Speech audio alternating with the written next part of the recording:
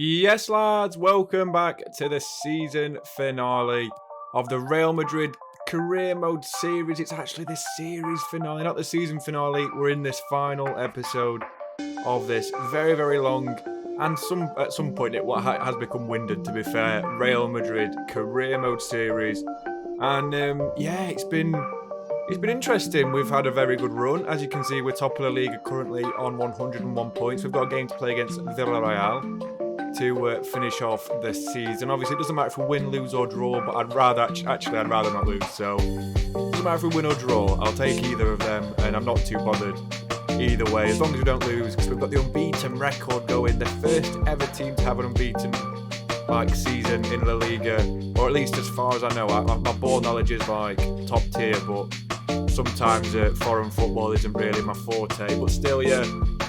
Unfortunately, we've got another. Well, not unfortunately for this, but unfortunately, it's the final episode of this series. We have got another series on its way, though, and yeah, I can't wait. I'll reveal to you guys who the final team is that we're going to manage.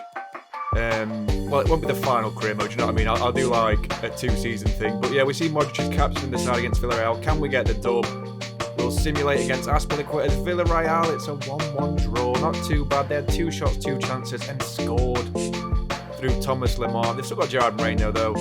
We had 5 shots, 4 chances, and scored as well. But fortunately for us, when you see the play ratings, Gnabry did indeed get a 7.8. And yeah, it's actually quite sad vibes today, to be honest, guys, because it's as I say, it's the final season, which is it's been lovely. It's been really nice, and the support's been very, very much appreciated by myself. So I really appreciate everything, guys. And yeah, we'll move on into the final game of the series, and it is the Champions League final, and we are against Robert Lewandowski's now of Barcelona. We're against his Bayern Munich side. As we see our boys warming up, I was asked why was Haaland on the right wing last episode by a good subscriber, and the truth is he's just damn good there. He really is. He's left-footed. He cuts inside like a beast, and we have got this massively important tie at the Stadio Metropolitano against Bayern Munich. So see Bayern's team before kick-off. Neuer starts in goal. They've got a very, very strange setup. Mark Roca actually starts in centre-back with Deo Upamecano. Davies and Gomez are the rest of the back four, with Kimmich, Tolisso, Sane, Coman and Muller as your midfield 5. And then you've got Lewandowski leading the line. Obviously Thomas Muller's hero. Unfortunately now gone to Barcelona in real life. It's just a shame, to be honest, because he's a Bayern legend, and he's one of the greatest strikers of all time. Definitely one of the second best of the 21st century, or at least of what I've seen. But I mean, it just is what it is. Maybe not the 21st century, because I really liked Henry as well. But yeah, obviously Suarez is probably the best I've seen it since 2010. But yeah, that's our team. Courtois starts in goal. We've got the usual back four of Reece James, Mendy, Rudiger and De Ligt. Midfield 3 of Casemiro, Kroos and Nkunku. And then the forward line of Vinny and Haaland on the wings and Benzema as the striker. So the first out of the game comes towards Bayern in the 2nd minute. Sane's running down the line, whips one in, gets really lucky with the ricochet off his international teammate Rudiger, chips it in towards Lewa, who hits one front stick. It's tipped onto the bar. Very, very well by Thibaut Courtois, who's been exceptional this season, to be fair. But straight off the back of that, Bayern will get another chance. Lewandowski and Sane link up again. Excellent football by them two. Muller's got it now in the middle. Quick return pass towards Kimmich. The football is fantastic. They're playing. Lewandowski's got it again. Looking to play the angle ball inside Tolisso. It's another good save by Thibaut Courtois. It keeps in the game to start off with. It's an excellent start by our Belgian number 1 goalkeeper. So yeah, very difficult start to the game, but hopefully it gets better. As we see straight from that, we clear the ball straight towards Vinicius Jr. He has Mark Roca to beat. Turns him like a 50p. Davies gets back, puts him under pressure. It's a chance for Vinicius off the post. And then Nkunku gives a returning pass away. So difficult there, very unlucky. In the 42nd minute, Haaland breezes past Mark Roca again, whips her in towards Benzema, gets his head on it, and he angles his header into the hands of Neuer. But we're not quite done there. Neuer throws the ball out towards Alphonso Davies, who finds Thomas Muller in the middle. Muller gives away the ball, plays a long ball towards Reece James, who deals with it excellently. Casemiro and Haaland play a quick 1-2. Benzema with the ball now, looking for the return run of Haaland, who skips past Davies, gets the run him on the weak foot. Erling Haaland, we're 1-0 up in the Champions League final. And that is such a tremendous goal at the Estadio, whatever it's called, Metropolitano Stadium. But wonderful ball by Benzema, and the touch and finish by Haaland shows how crucial he's been since we've bought him in, and we are indeed 1-0 up. Going into the first half interval, Haaland with the all-important goal in the game so far. So yeah, very good half so far, but we'll restart a little bit later in the second half. We're now in the 57th minute as Vinicius is wiped out by Sane. Mendy's got a chance to run down the wing though. No one's actually pressing him, which is quite weird. Gomez can't keep up, either can Kimmich. He's got Mark Rocker to beat. Very good angle for Mendy, who cuts inside on his right foot. And Ferland Mendy, I don't even know. That was so good. I mean, he's done that a couple of times this season, but none as important as that. And if it doesn't sound like I'm excited, it's 'cause I can't shout too much or I'll not have any ears left. I'll have to do noise warnings. Look at the run, look at the finish, the temperament and composure from this man. Something to behold. Excellent goal. We're 2-0 up now, but in the 71st minute, Bayern run down the line. It's a great ball into Sadio Mane, who gets past Mendy, whipped in towards Lewa. It's a deflection off De Ligt, which sends Courtois the wrong way. And that is just poor. That is poor, poor, poor. Unfortunate for Courtois, but De Ligt losing so many headers. Bayern are back in the game, but not for too long. In the 77th, Gnabry's got the ball inside. Gets an unlucky ricochet back in towards Haaland, who takes a touch and volleys it. And Haaland makes it 3-1. Oh my god, what sort of a goal was that? It was such a lucky ricochet with Reece James with the dodgy animated run. Honestly, just rewind that 10 seconds and have a look at Reece James running. It's ridiculous.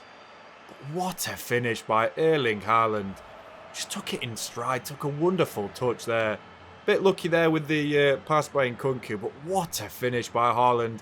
3-1 ahead now, and we get one final chance. 87th minute, another reverse ball by Gnabry. Haaland breezes off Davies, cuts inside up Meccano, and Haaland gets a Champions League final hat-trick. Part of an exclusive club. I think only one player's ever done it. Don't even know who it is, but I think one player's only ever done it. Brilliant goal by Haaland. And then you'll hear in a minute the final whistle going. As we hear it go now, we've won the Champions League. 2 seasons in a row on the game, 3 seasons in a row if we're classing the season which has just gone. And this is absolutely tremendous. This team is the greatest team of all time as far as I'm concerned. I know it's FIFA, I know it's not real, and you know I don't care. Honestly, such a brilliant, brilliant performance again. Haaland with the all-important goals, Vinicius with a couple of assists. Gnabry and Cruz with an assist each as well. Gnabry against his... Not Cruz, sorry. Gnabry and Nkunku. Gnabry obviously against his former side. Same with Toni Kroos as well. Just really, really well performed. I mean, it goes to show that Haaland can literally do it at any level. And since he's come into the club, he might not have the most positive goal record like Benzema and Vinicius did last season. But it's still a damn good goal record. And he scored 3 goals in the most important game, which we've had really, because it's the final episode of the series, and it's just a tremendous feat. To be perfectly honest, that is number 17. Or is it number 16? I think it's number 16. Number 16, as Casemiro gets ready to lift the trophy in front of the Real Madrid faithful. And it's a wonderful achievement. It really, really is. And I feel blessed. I really, really do. What an absolutely exceptional team performance by Real Madrid. So you're going to see a tiny bit of the celebrations, the fans go wild, and then we're going to move on swiftly into the press conference section of the episode. So we don't care about the match ratings because everyone deserved a 10, but obviously Haaland received the man of the match and the match ball. Bayern looked difficult in the final, but the 3-goal margin of victory tells its own story. It really does. It was a remarkable victory and the future looks bright. I remember that episode like it was yesterday. It was about 2 weeks ago now, that to be fair.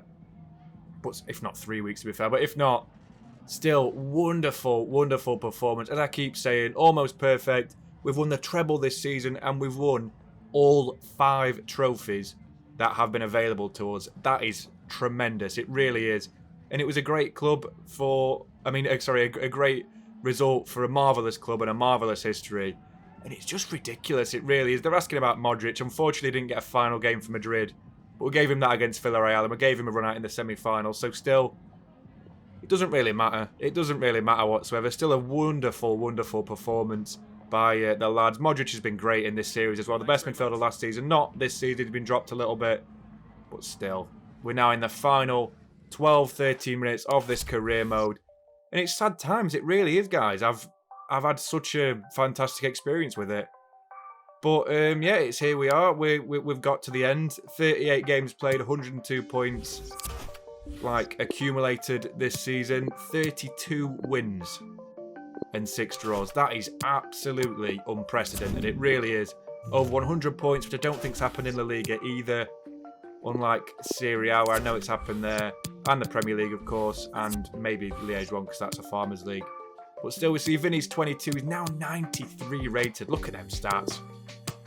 That was a base card on foot. That'd be absolutely ridiculously expensive. That'd be about 4 mil all year. But we see a final look at the table. As I said, 115 goals scored, 36 conceded, so not too bad there whatsoever. We've obviously achieved the lowest goals conceded in the league. Unfortunately, I haven't done the clean sheets, but that's by the by. That's irrelevant. Who cares about that? And then we see Villarreal and Valencia and Sevilla, 8th, 9th, 10th. Very mediocre seasons for them. And then Osasuna, Mallorca and Cadiz finish in the bottom 3. So yeah, not too bad there, as I say. Very, very nice to see that we've won the league in such dramatic and emphatic fashion. And then we see the Supercopa, 3-2 win against Atletico with Real Madrid in the final. We won that quite comfortably. We also won the Copa de España against Valencia, 4-2 at the Mestalla. That was, again, easy dubs, easy result. Also the UEFA Super Cup, we beat Liverpool 4-3. I mean, they're very close games which we win by, but we still do win them. And we always score at least 3 in the finals, so it's still not too bad as far as I'm concerned. And then obviously the Champions League, the best of the lot, the cherry on top of an already stacked cake. 4-1 against Sadio Mane and Robert Lewandowski's FC Bayern Munich. Just a brilliant result. It really, really is. 4-1. Haaland with the hat-trick as well. Just tremendous. Really, really, really, really, really, really tremendous. And I couldn't ask for anything more. I really couldn't. The top scorer in the league, obviously, is still Karim Benzema. 28 in 27 is such a ridiculous record. 3 more than Malinowski in 10 less games. Then you have Ansu Fati, who got 24, and Oyarzabal, who got 23. The top assisters in the league are still Vinicius with 17 in 29, and Toni Kroos with 12 in 26. Gnabry gets 10, and Kuga gets 9, which is quite respectable, to be fair. The top clean sheets in the league is David Soria, followed tiny bit behind by Courtois and Oblak, which is very unfortunate, as David Butter gets the 15 clean sheet mark, 2 more than his closest competitors.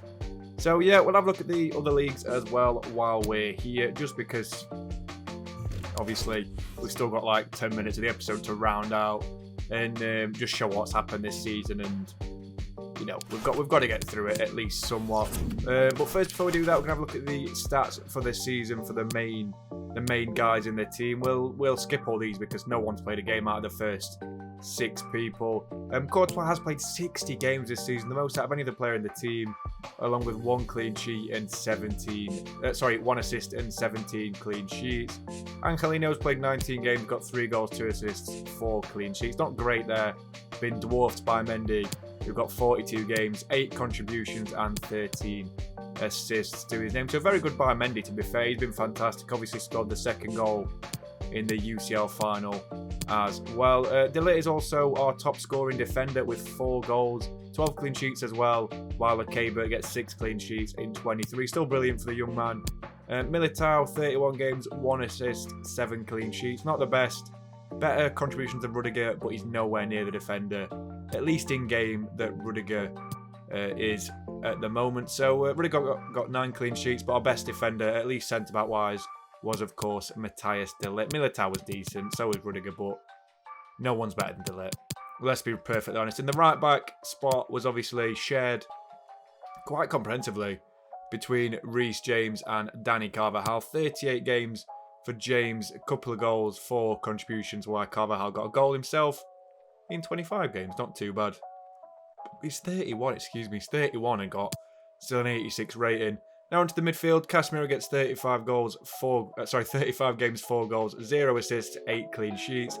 Tchouaméni is the better of the 2 in terms of attacking. He got 5 goals, 5 assists in less games, but I think Casemiro is still quite a bit more effective in terms of his defensive commitments and his linchpin style as the midfield dynamo himself. Obviously, Camavinga and Modric had their game time dramatically reduced this season as we had an overhaul in the midfield with players like Christopher Nkunku joining.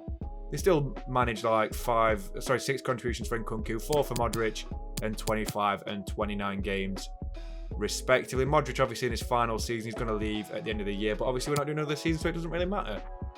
Now onto the 2 powerhouse midfielders. 47 games for Valverde, 42 for Cruz. Cruz got 29 contributions while Valverde got 16. Honestly, both absolutely exceptional all season. I'm not even joking. I'd have Cruz over like Benzema and Vinny as the player of the year for the side. But Nkunku also got 32 contributions in 36 games. Sort of left out of the team at the halfway stage of the season.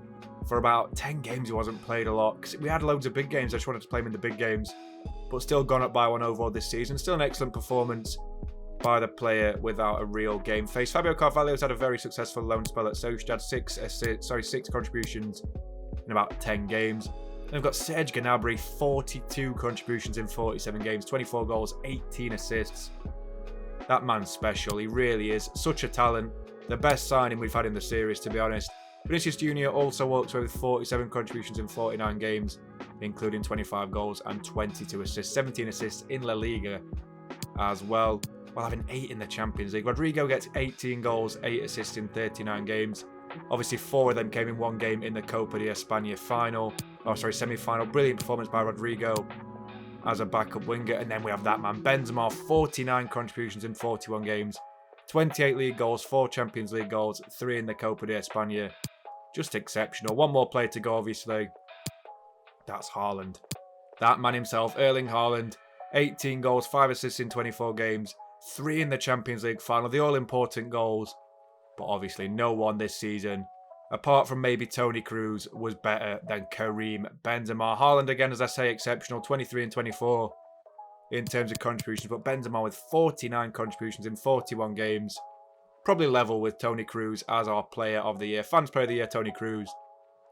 Players player of the year, Karim Benzema. Young player of the year, it's got to be Vinny, hasn't it? Every single year. Not far off his Rodrigo. But still, really, really nice to see there that we've got all our objectives sorted in terms of how we've finished and how the players have performed. Also, final looks at the league tables in the other leagues as well. It doesn't really matter because, obviously, I'm not doing any more seasons of this career mode. We're moving on to a new one, which I will get to in a minute. We'll see the league that team are in as we see River Plate win the Argentinian Super League. The Premier League champions this year, it was a very, very close race between 3 teams, actually 4 teams, I'd say. City, Liverpool, Chelsea, all on 80 points, only separated by goal difference, with Man United on 78. Wolves got 5th as well. That's ridiculous. Spurs and Arsenal finished 7th and 8th. Everton finished 9th. I swear there's a big team missing. West Ham at 14th. It's a little bit rough as Forest, Middlesbrough and West Brom are all relegated to the EFL Championship, which is the next league we'll have a look at. The next league we'll have a look at as well. You'll see quite a few Premier League teams in that. I remember seeing Southampton and Brentford in that league when I went through it earlier. Yeah, there we go. Bournemouth, Brentford, Norwich and Southampton. Blackburn, Sheffield United, Bristol and Burnley as the top 8. 7 out of them 8 teams are former Premier League sides. Look how many former teams of the Premier League are now in the Championship. It's absolutely ridiculous. We have got new winners of Liège 1. Olympique Lyonnais finish on 84 points to PSG's 82. PSG drew a record... Actually, no, they didn't draw a record 13 games. Monaco drew 19 games. What the actual hell am I seeing? This league is nuts, as Auxerre, Bordeaux and AC Ajaccio are relegated, So yeah, very, very nice to see a new team win the French league, because it never happens on FIFA. The Bundesliga, though, is the same. Buy and batter it. They really do, every single season. Obviously, Champions League finalists as well, we beat them in that. And then Frankfurt, Leverkusen and Dortmund, which in fact, guys, Borussia Dortmund, if everything goes to plan, could be one of the new teams that we're doing a new career mode series with. If there's already not one out by another YouTuber, not that I class myself as that, but I'm just saying, we might get a Borussia Dortmund career mode. So, just to let you know, that's the one I'm aiming for. Obviously, if things change, it could be Arsenal, but I'm thinking Dortmund. I think they're a perfect little team to do a save with. I really appreciate your suggestions, by the way, guys. Piemonte Calcio is another one, but obviously they haven't got the rights and I don't use PC, so I can't quite do that. Same with the Ukrainian league. I can't do Shakhtar because there's not enough teams in that league. But Inter do in Serie A, followed closely by Juventus, as Salernitana, AC Monza and Nice are relegated. Eredivisie champions, as usual, are Ajax, followed by PSV, AZ and Feyenoord. Pretty much straightforward, that league. Every single year it's the same 5 teams, 6 teams at the top of the pile. The Liga Portuguese champions this year are Sporting Lisbon, another team recommended to do a career mode save with. Unfortunately, as I say, I don't think there's enough legs in that to do a full 2 seasons with 3 seasons. It's just too easy, that league. There's not enough good teams in it, like there are in the Bundesliga or Premier League. Rangers win the SPL off of Celtic for the first time so far this save, and Rayo Vallecano, Almeria and Girona are all promoted from the La Liga Smart Bank. So that'd be interesting in the season 3, although all 3 teams would get absolutely annihilated by ourselves and the other teams involved. But still, guys, very, very nice to see. We'll simulate to the end of the season now, but just before we finish, obviously we'll have a look at the objectives which we set ourselves and if we've passed them or not. But we are going to simulate to the end of this season and just skip through the newspaper article sort of section bit. Do you know what I mean? Where it's like the little clippings telling you what's happened this season. We'll read it. Have a quick read of them as well, as it'll say something rubbish like treble tops or something like that. It actually does as well. I've just read it. Treble tops, as if this game's ridiculous.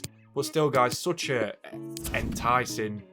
I say enticing. Such an exciting season for us again, and I really appreciate you watching it all the way through. I really, really do. And as you can see, though, guys, Real Madrid are treble tops yet again.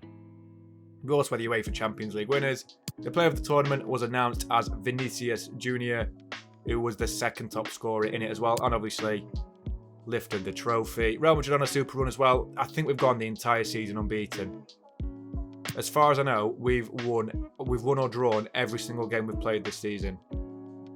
Honestly, guys, it's been absolutely ridiculous. Really, really good support from you guys, though. And, I mean, I hope it continues on into our next series until FIFA 23, when I'm away during the first week of release. That should be fun to work around.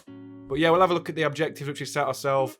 We've achieved them all, basically. Win the Liga and the Champions League by reaching 100 points in the process. 102 to be precise. Also expected to buy 3 new marquee signings again this season while selling older players. We did that. We kept Modric, of course, but we signed younger players to replace older ones. Also, we'd also like you to make more use of our top-class youth system and promote 5 players from our youth system. We've done that. We did it all in one episode to save time. And obviously, it's a bit of a weird objective to set myself. And whilst we also had the top goal scorer and assister last season, we want the least goals conceded, which we got. And they didn't ask for clean sheets, fortunately for us. So, you know, all good. We achieved every single thing on there for the Real Madrid Career Mode Season 2. And guys, I really, really appreciate you watching it. We're in the final 25 seconds of this little save we've got going on. The Borussia Dortmund Career Mode, if that's what it will be, I'll let you guys know. I think it's going to be, that'll be out either tomorrow or the following day. And guys, that was the Real Madrid Career Mode Season 2. And I'll catch the next one, guys. The next Career Mode will be out soon. Hala Madrid, stay safe. I will see you all very, very soon.